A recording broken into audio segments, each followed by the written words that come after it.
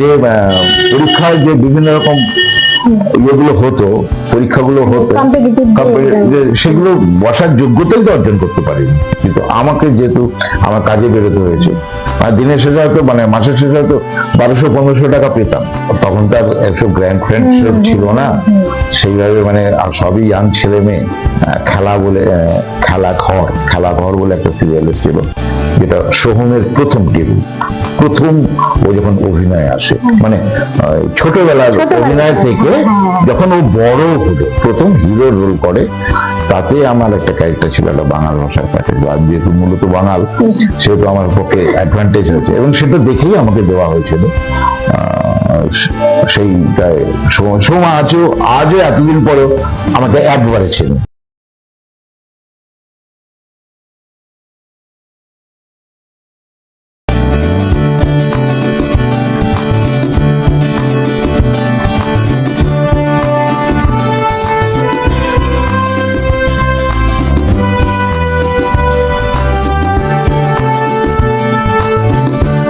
সেখানে আমাদের মানে তখন তার একটু গ্র্যান্ড ফ্রেন্ডশিপ ছিল না সেইভাবে, মানে সবই ইয়াং ছেলে মেয়ে। কার পয়সা দেবে, পারস্পরিক সম্পর্কটা খুব নিবিড় ছিল, কিন্তু মানে এই খরচাটা যে পার্বতীর এক্সট্রা, ধরো চায়ের জন্য হয়তো একটা টাকা, চা খাওয়ার জন্য একটা নির্দিষ্ট টাকা ধরা রয়েছে, যে এই চা পারপাসে, চা বিস্কুট পারপাসে যাবে, সেখানে একটা পাউরুটি, সেটা দলের পক্ষে বর্ধিত খরচা, এটা বুঝি। কিন্তু কি করব, পেট তো মানে না। খেয়ে ওই শো করতাম, শো করে আবার ফিরতাম। এবং আমাকে অনেকে বলছে তুই যেভাবে থিয়েটারটা করিস, মানে ওই যে আমি যখন মানে সাইকেলে আমি নিয়ে যেতাম ডিস্ট্রিবিউটার নেকাত করতাম, মানে আমাকে দেখা যেত না, এত বাল্ক মাল থাকতো। মানে মানে যে ধরনের প্রোডাক্ট গুলো হালকা অথচ বাল্ক হয়, যেরকম ন্যাপি প্যাডস, এই ধরনের যে জিনিসগুলো আছে, সেগুলো তো মানে খুব মানে ভলিউমটা খুব বেশি হয়, সে কারণে বাক্স দিয়ে আমাকেই দেখা যেত না। এই দোকানে গিয়ে সাপ্লাই করতাম, এবং তার হিসেব সঠিকভাবে দিতে হতো, নাহলে আমার মাইনা থেকে কাটবে। এই কাজগুলো করে তারপরে থিয়েটারটা করতাম। এটা করতে করতে দীর্ঘদিন থিয়েটার করলাম। ক্লাবে তখন আমাদেরকে নিয়েই তখন বড় বড় নাটকও যখন ধরা হলো, মানে সমাকান্ত দাসের গুলশান, মানে পরবর্তীকালে আমরা 75 খাওয়া শো করেছিলাম, মানে লখনৌতেও গিয়েছিলাম ওই নাটকটা নিয়ে। তো সেইখানে ওই শো করতাম। তারপর অনেক নাটক এরকম করেছি, বিভিন্ন নাটক করেছি। এই করতে করতে তখন একটা সময় একটা অন্য কোনো কারণে ক্লাবের সঙ্গে একটা ডিস্টেন্স তৈরি হলো। মানে আমাদের নাটকের গ্রুপটার সেক্টর আলাদা করে করতাম, যখন আলাদা হলো, তারপরেই দল ভাঙাভাঙি। এই করতে করতে তারপরে আজকে যে দল করেছিলাম, মানে ধনপালের শিল্পাঙ্গন, একটা ব্যালে ট্রুপ ছিল, সেটা পরবর্তী নাটকের দলে ট্রান্সফার হবে। ওই দলে প্রায় 8-10 বছর ওখানে করেছি, সেটাও একটা সামান্য। তখনও আমরা কিন্তু ওই ডিগ্রি কোর্সে পড়ছি, মানে পয়সা কেউ নেই। মানে প্রদীপ পাল তার চাকরি করতেন ইনকাম ট্যাক্সে, তার সমস্ত টাকাটাই দলকে দিতেন, এবং তার স্ত্রীও অভিনয় করতেন, তার মেয়ে ছেলে মেয়ে খুব ছোট, মেয়েটাও নাচ করতো, মেয়েটাও তো একটু পরবর্তীকালে অভিনয় ঢুকেছিল। তো আমাদের একটা পরিবার ছিল, মানে থিয়েটার, গ্রুপ থিয়েটার বলতে যে পরিবার বলে, আমি সেই পরিবারটা খুব পেয়েছি। আর সবাই বাকিরা পেয়েছি কিনা জানি না। মানে একটা দলে গেলে হয়তো অনেক ছেলে মেয়ে থাকে, তার সেই তাও কিন্তু বন্ডিংটা কোথায় যেন একটু ফারাক থাকে, কিন্তু ওইটা একদম পারিবারিক ছিল, যেহেতু স্বামী স্ত্রী দুজনেই ইনভলভ ছিল। সারাদিন মানে রিহার্সাল ছাড়া সারাদিন ওখানেই আড্ডা মারতাম তার বাড়িতে। হ্যাঁ, মানে প্রদীপ দা হয়তো অফিস চলে গেলেন, আমরা বৌদি মেয়ে স্কুলে চলে গেছে, ছেলে স্কুলে চলে গেছে, বৌদি বাড়িতে একা, আমরা কিন্তু আড্ডা মেরে 6-7টা ছেলে মেয়ে কিন্তু আমরা আড্ডা মেরে, মেয়েরাও আসতো, আড্ডা মারতাম। 1:30-2টোর সময় বাড়ি গেলাম, কোনো মতে বাড়িতে গিয়ে স্নান করলাম, খাওয়া দাওয়া করলাম, 6টা-6:30 ফুটবল খেলতে গেলাম, ফুটবল খেলে ফ্রেশ হয়ে আবার 7টার মধ্যে আবার, মানে সেদিন রিহার্সাল নেই দাদার বাড়িতে। এবং এমন হয়েছে মানে প্রচন্ড বৃষ্টি হয়েছে, বেলঘড়িয়ায় হাঁটু জল।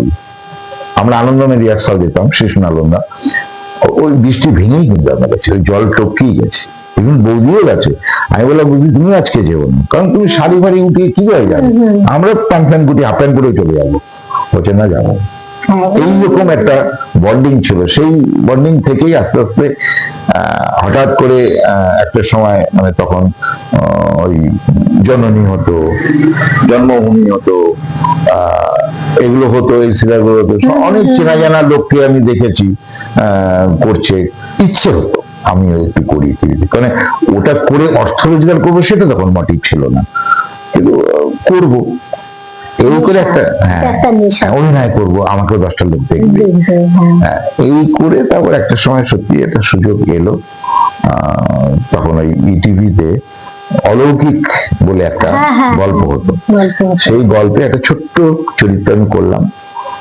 তার প্রথম চরিত্রটা করার পর পরে একটা উনি গল্প করলেন, সেটাতে আবার ডিরেক্টর যার মাধ্যমে আমি এসেছিলাম তাকে উপেক্ষা করে সরাসরি উনি আমাকে কল দিয়েছিলেন। তাতে আবার তার ইগো হয়ে গেছে, তুই আমাকে বেড়ার দিনে ঘাস খাচ্ছি, তাই বললাম না আমি তো জানি না, আমার তো কোনো ফোনই নেই, ল্যান্ড ফোন ছাড়া।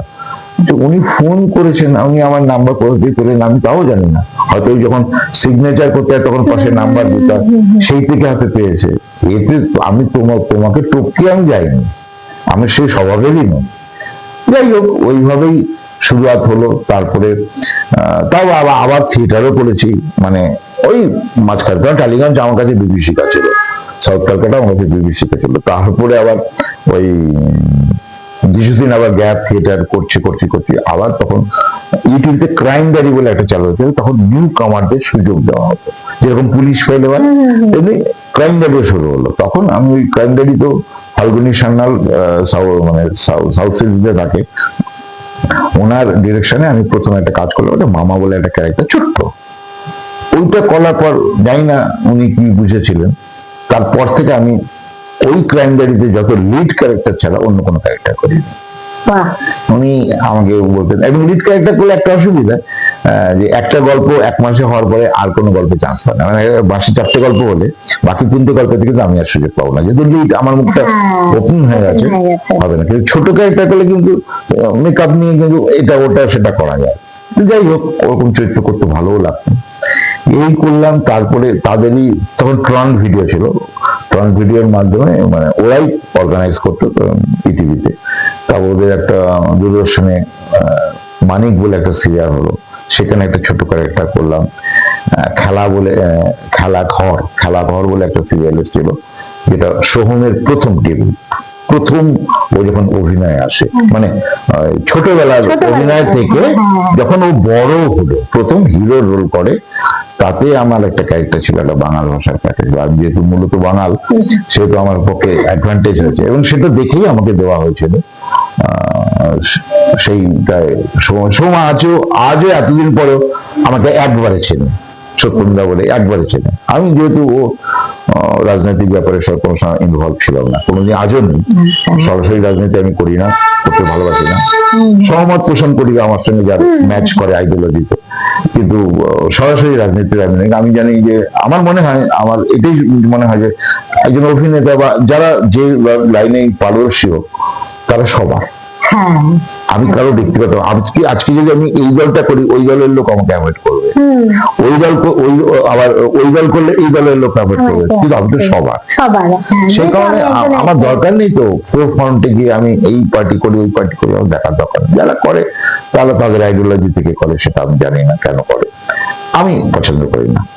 এইভাবে করতে করতে আজকে একটা সময় মানে যেহেতু আমি আর পড়াশোনা সেরকম ভালো নয় বলে চাকরি জীবনে আমি মুভ করতে পারিনি, তা বাধ্য হয়ে আমি এটাকেই পেশা হিসেবে বেছে নিলাম। দীর্ঘদিন আমি এইটা থেকে অনেক কিছু পেয়েছি, পাইনি বলবো না, প্রচুর পেয়েছি, কিন্তু বর্তমানে একটা আমি নয়, আমার মতো এরকম অনেক শিল্পীরই একটা কাজ, মানে এরা পাবে ওরা পাবে না, এই ব্যাপার সিস্টেমটা চলছিল। রাজনৈতিক কারণেই হোক বা অরাজনৈতিক কারণ হোক, যে কারণেই হোক, আমি কাজ কমে গেছিল, আমার মতো অনেক শিল্পীরই কাজ কমে গেছিল।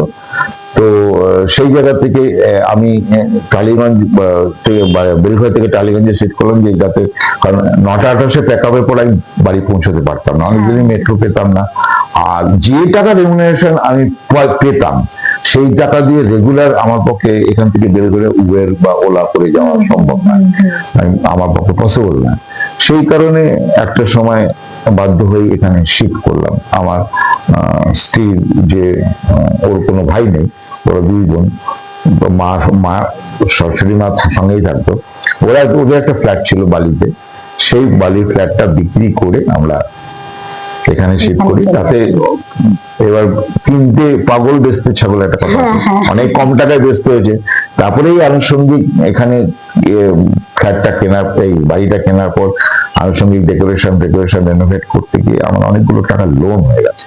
এবং ঠিক সেই সময় জগদ্ধাত্রী থেকে আমার শিফটিং হয়ে গেছে, মানে ক্যারেক্টারটা আর নেই।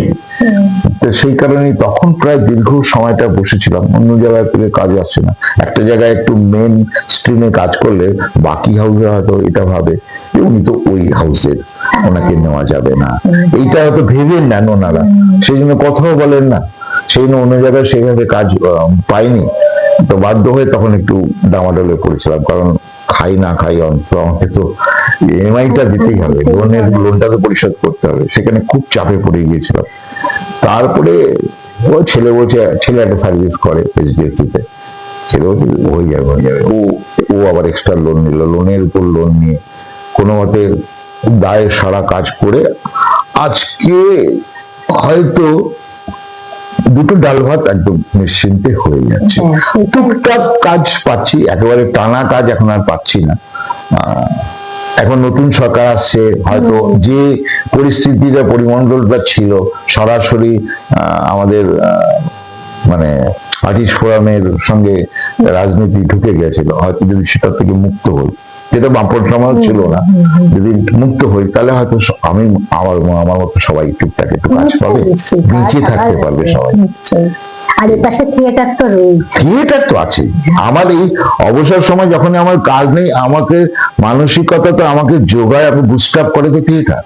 আজকে আমি এখানে এসেছি, এবং এখানে মানে কেএলটি বলে একটা দল টালিগঞ্জের, আমি এই দলটা ইনভলভ হয়েছি, কারণ আমি বাড়িতে বসে থাকতে পারবো না। কারণ বা চায়ের দোকানে আমার এখানে নতুন ভাবে বন্ধু বান্ধব তৈরি করতে পারবো না, নতুন ভাবে বন্ধু বান্ধব তৈরি করতে পারবো না। আর ওই আননেসেসারি ফালতু গসিপ, ফালতু টপিক নিয়ে আলোচনা করতে ভালো লাগে না। আমি থিয়েটার কে এত ভালোবাসি না, ওই অভিনয় নিয়েই থাকতে চাই। এবং আমার যখন একটা খারাপ অবস্থা হয়েছিল, তখন আমি মানে একটা সময় ফেসবুকে আমি দিয়েছিলাম যে চলছে না। আমি দিয়েছিলাম এই লজিকে যে অনেকে হয়তো আমাকে চেনেন কিন্তু আমার নাম্বার নেই বা যোগাযোগ করতে পারছে না। মানে ইন্ডিপেন্ডেন্ট ছবি অনেকে করে, তাদের বাজেট কম, তবু যদি কাজের মধ্যে আমি ইনভলভ হই, তারা যদি আমার সঙ্গে যোগাযোগ করে আমি যোগাযোগ দেবো, সেই কারণে। কিন্তু সেইটা দেওয়াতে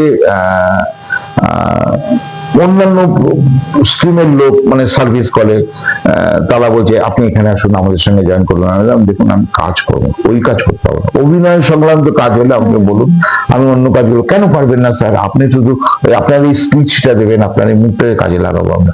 না, আমার হবে না, আমি ওটার মধ্যে ধ্যানই দিতে পারবো না। অভিনয় সংক্রান্ত বলুন যে কোথাও অভিনয় শেখাতে হবে, ট্রেন করতে হবে, আমি সেগুলোর সাথে ইনভলভ থাকতে পারি।